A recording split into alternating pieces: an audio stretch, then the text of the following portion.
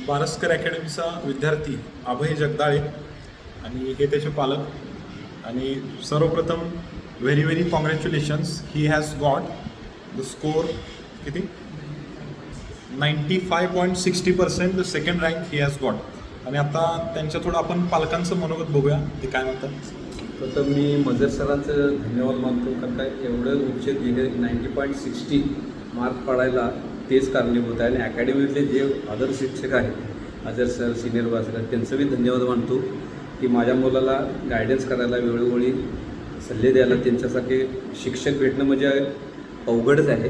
इथून पुढं त्यांनी जे बारसकर सरांनी जे इंटरनॅशनल स्कूल जे करायचं ठरवलं आहे अकॅडमीचे, ती त्यांची इच्छा पूर्ण हो ही इच्छा आहे. अभय, तुला काय सांगायचं आहे का? आणि हा विद्यार्थी इतका डेडिकेटेड आहे, मी सांगतो. हा पद्माळेहून येत होता आणि एक प्रसंग मला आठवतोय, मी तो फोटो ग्रुपवरती सुद्धा पाठवला होता.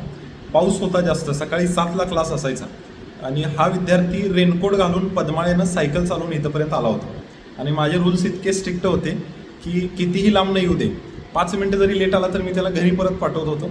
तर हे सुद्धा तुला आठवत असेल की एकदा मी ह्याला सुद्धा घरी परत पाठवलं होतं. पण त्याच कष्टाचं फळ आहे की आज हा इथंपर्यंत आलेला आहे. आणि अजून एक म्हणजे हा व्हॉलीबॉलचा अगदी बेस्ट प्लेअर आहे, पण अभ्यासामध्ये त्याला वेळ मिळत नव्हता म्हणून त्यानं ते सुद्धा त्याचा जीव मारला. व्हॉलीबॉलसुद्धा कधी कधी थोडं स्किप करत होता आणि अभ्यासावरती फोकस करत होता. म्हणूनच कुछ पाने के लिए कुछ खोना पडता है. आपल्या बऱ्याच जणांना काही न करता फार मोठी स्वप्न बघतात, पण कष्ट करायची काहीच तयारी नसते. त्यांच्यासाठी हे एक उत्तम उदाहरण आहे. Thank you very much. Thanks for watching.